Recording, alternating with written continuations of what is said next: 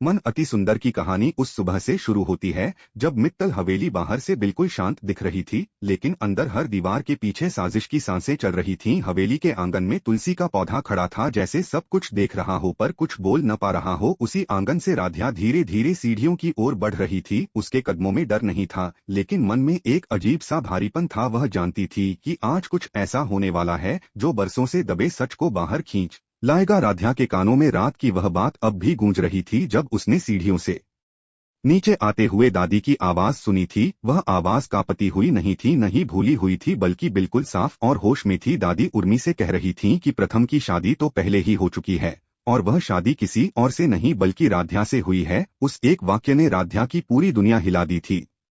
वह पल राध्या के लिए किसी आंधी से कम नहीं था। जिस दादी को सब भूलने वाली, कमजोर और बेबस मानते आए थे, वही दादी एकदम साफ दिमाग से वह सच्चाई उगल रही थी जिसे छुपाने के लिए उन्होंने न जाने कितने खेल खेले थे। उसी पल राध्या समझ गई थी कि यह बीमारी नहीं बल्कि बहुत बड़ी साजिश है। कमरे में पहुंचते ही राध्या ने दरवाजा बंद किया और दीवार से टेक लगाकर खड़ी हो गई। उसके सामने बीते सालों की तस्वीरें घूमने लगीं। जब भी वह सच के करीब जाती, दादी की तबीयत अचानक बिगड़ जाती, डॉक्टर बुलाए जाते, रिपोर्ट्स दिखाई जाती और निहारिका हर बार मासूम बनकर बच निकलती। राध्या ने अपनी मुट्ठी भींच ली। अब वह पीछे नहीं हटने वाली थी। सुबह की पहली किरण जब हवेली के झरोखों से अंदर आई तो राध्या की आंखों में नींद नहीं बल्कि फैसला था। वह सीधे उस कमरे में गई जहां उसने अपने पुराने फोन, लैपटॉप और कुछ रिकॉर्डिंग संभाल कर रखी थीं। वह सबूत जो उसने कभी किसी को नहीं दिखाए थे क्योंकि उसे भरोसा नहीं था, लेकिन आज उसे भरोसा करना ही था। इधर ड्राइंग रूम में दादी हमेशा की तरह व्हीलचेयर पर बैठी थीं। उनकी आंखों में वही बनावटी थकान, वही मासूमियत का मुखौटा और उनके पीछे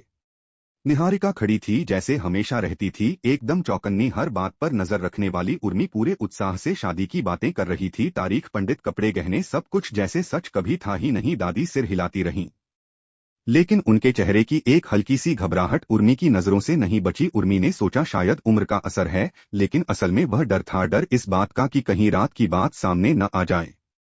तभी राध्या कमरे से बाहर आई। उसकी चाल में न तो जल्दबाजी थी न घबराहट। वह सीधा ड्राइंग रूम की ओर बढ़ी, लेकिन किसी ने उस पर ध्यान नहीं दिया क्योंकि सब अपनी अपनी बातों में उलझे थे। राध्या सीढ़ियों के पास खड़ी हो गई और चुपचाप सब सुनने लगी। उर्मी दादी का हाथ थामकर कह रही थी, अब सब ठीक हो जाएगा, अब घर में खुशियां आएंगी, बस एक बार शादी हो जाए। दादी ने हल्की सी मुस्कान के साथ सिर हिलाया, लेकिन उनकी आंखें बार बार राध्या की ओर जा रही थीं, जैसे उन्हें एहसास हो गया हो कि अब खेल ज्यादा देर नहीं चल पाएगा। राध्या ने वहीं खड़े खड़े मन ही मन फैसला कर लिया कि अब वह चुप नहीं रहेगी। वह पल भर में वहां से हट गई और सीधा प्रथम के कमरे की ओर बढ़ी। प्रथम अपने कमरे में बैठा कुछ फाइलें देख रहा था, लेकिन उसका मन कहीं और था। वह भी पिछले कुछ दिनों से अजीब बेचैनी महसूस कर रहा था। उसे लग रहा था कि कुछ तो है जो उससे छुपाया जा रहा है, लेकिन वह समझ नहीं पा रहा था। दरवाजा खुला और राध्या अंदर आई।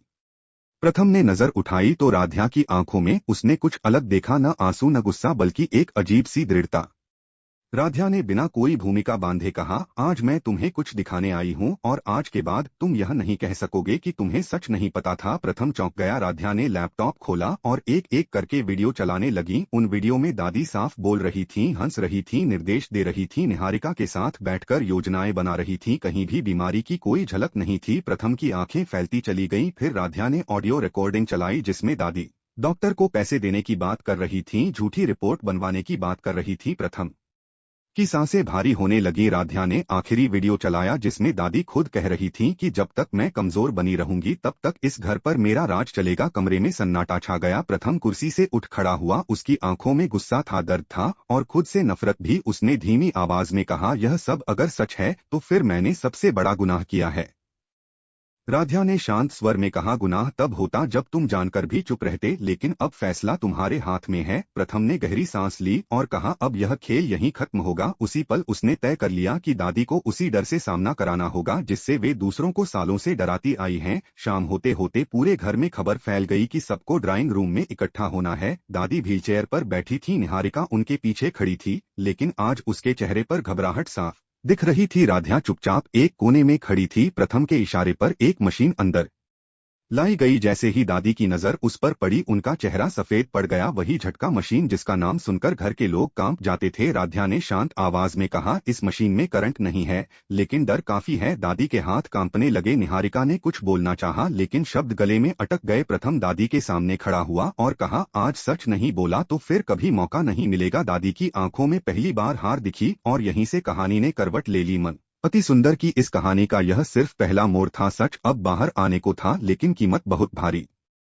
होने वाली थी। दादी की आंखों में वह डर था जो बरसों से दूसरों के चेहरे पर देखने की आदत थी। झटका मशीन सामने खड़ी थी, भले ही उसमें करंट न हो, लेकिन उसका नाम ही दादी के भीतर छुपे हर झूठ को हिला देने के लिए काफी था। पूरा ड्राइंग रूम सन्न था, जैसे समय थम गया हो। निहारिका की सांसें तेज हो चुकी थीं। वह बार बार दादी की ओर देख रही थी, जैसे उनसे कोई चमत्कार होने की उम्मीद कर रही हो। लेकिन आज कोई चमत्कार नहीं होना था, आज सिर्फ सच बाहर आना था। प्रथम ने एक कदम आगे बढ़कर दादी की आंखों में देखते हुए कहा, अब बहुत हो चुका, अब कोई नाटक नहीं, कोई बीमारी नहीं, सिर्फ सच। दादी का शरीर कांपने लगा। व्हीलचेयर की पकड़ ढीली पड़ गई और पहली बार ऐसा लगा जैसे उनका वर्षों पुराना अभिनय बिखरने वाला है। उर्मी की आंखों में सवाल थे, लेकिन वह अब भी यह मानने को तैयार नहीं थी कि जिस महिला को उसने मां की तरह पूजा वही इतनी बड़ी साजिश कर सकती है। राध्या एकदम शांत खड़ी थी। उसका मन चीख नहीं रहा था, क्योंकि वह जानती थी कि अब चीखने की जरूरत नहीं, सच खुद बोलने वाला है। दादी की आवाज टूटी हुई निकली, मैं मजबूर थी, मैंने यह सब घर के लिए किया। यह सुनते ही प्रथम का सब्र टूट गया। उसने ऊंची आवाज में कहा, घर के लिए या अपनी जिद के लिए? दादी की आंखों से आंसू बहने लगे, लेकिन वह आंसू अब किसी को पिघला नहीं पा रहे थे। दादी ने कांपती आवाज में कबूल किया कि उन्होंने बीमारी का नाटक किया, उन्होंने डॉक्टरों को पैसे दिए, झूठी रिपोर्ट बनवाई ताकि कोई उन पर शक न करे। उन्होंने माना कि राध्या को इस घर से अलग करने के लिए उन्होंने निहारिका का साथ दिया, क्योंकि उन्हें लगता था कि निहारिका इस घर के लिए ज्यादा सही है। यह सुनते ही उर्मी पीछे हट गई, जैसे किसी ने उसके पैरों तले जमीन खिसका दी हो। निहारिका ने बीच में बोलने की कोशिश की। उसने कहा, दादी ने जो कहा वही मैंने किया। लेकिन राध्या ने पहली बार उसकी ओर देखकर कहा, किसी की बात मान लेना और किसी की जिंदगी बर्बाद कर देना, दोनों में फर्क होता है। ड्राइंग रूम में सन्नाटा और गहरा हो गया। दादी ने रोते हुए कहा कि उन्हें डर था कि अगर राध्या इस घर में रही तो उनका नियंत्रण खत्म हो जाएगा। यह सुनते ही प्रथम की आंखें भर आईं। उसे एहसास हुआ कि जिसे वह संस्कार मानता आया वह असल में डर और सत्ता का खेल था। उर्मी अब खुद को रोक नहीं पाई। उसने दादी से पूछा, क्या एक बार भी तुम्हें यह ख्याल नहीं आया कि तुम किसी की पूरी जिंदगी से खेल रही हो? दादी के पास कोई जवाब नहीं था, वह बस सिर झुकाए बैठी रही। निहारिका का चेहरा सफेद पड़ चुका था। उसे समझ आ गया था कि अब वह अकेली खड़ी है, कोई उसे बचाने नहीं वाला। प्रथम ने सख्त लहजे में कहा कि इस घर में अब झूठ के लिए कोई जगह नहीं है। दादी ने जिस तरह से सबको धोखा दिया है उसकी सजा उन्हें भुगतनी होगी। उम्र अब ढाल नहीं बनेगी। यह सुनकर दादी फूट फूट कर रो पड़ी, लेकिन इस बार कोई आगे बढ़कर उन्हें संभालने नहीं आया। राध्या की आंखें नम जरूर थीं, लेकिन उसमें दर्द से ज्यादा थकान थी, जैसे किसी लंबी लड़ाई का एक पड़ाव पूरा हुआ हो। निहारिका ने अचानक रोते हुए कहा कि वह सिर्फ प्रथम को चाहती थी, वह इस घर की बहू बनना चाहती थी। लेकिन प्रथम ने उसकी ओर देखकर कहा, प्यार पाने के लिए किसी और का सब कुछ छीन लेना प्यार नहीं होता। यह सुनते ही निहारिका की उम्मीदें टूट गईं। उर्मी अब खुद को संभालते हुए बोली कि आज अगर सच सामने न आता तो यह परिवार अंदर से पूरी तरह खत्म हो जाता। दादी को मंदिर ले जाया गया,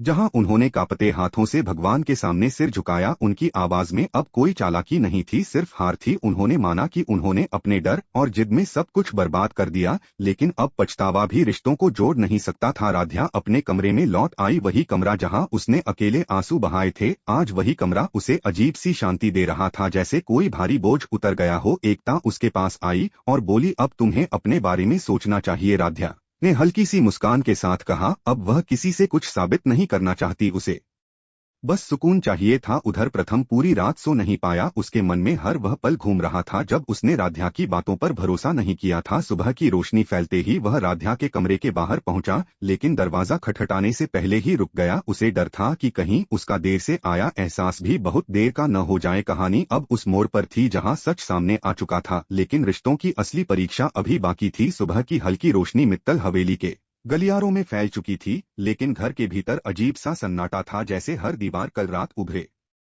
सच को पचा नहीं पा रही हो। दादी मंदिर के सामने बैठी थीं, लेकिन उनकी आंखें बंद नहीं थीं। वह खाली नजरों से सामने देख रही थीं, जैसे भगवान से ज्यादा वह खुद से जवाब ढूंढ रही हो। निहारिका अपने कमरे में बंद थी, दरवाजा भीतर से लॉक था और हर बीतते पल के साथ उसकी दुनिया सिमटती जा रही थी। उर्मी चुपचाप रसोई में खड़ी थी, हाथ काम कर रहे थे, लेकिन मन टूट चुका था। पहली बार उसे एहसास हुआ था कि अच्छे इरादे भी गलत लोगों के साथ मिल जाएं तो गुनाह बन जाते हैं। ड्राइंग रूम में प्रथम अकेला बैठा था, उसकी आंखों के नीचे काले घेरे थे।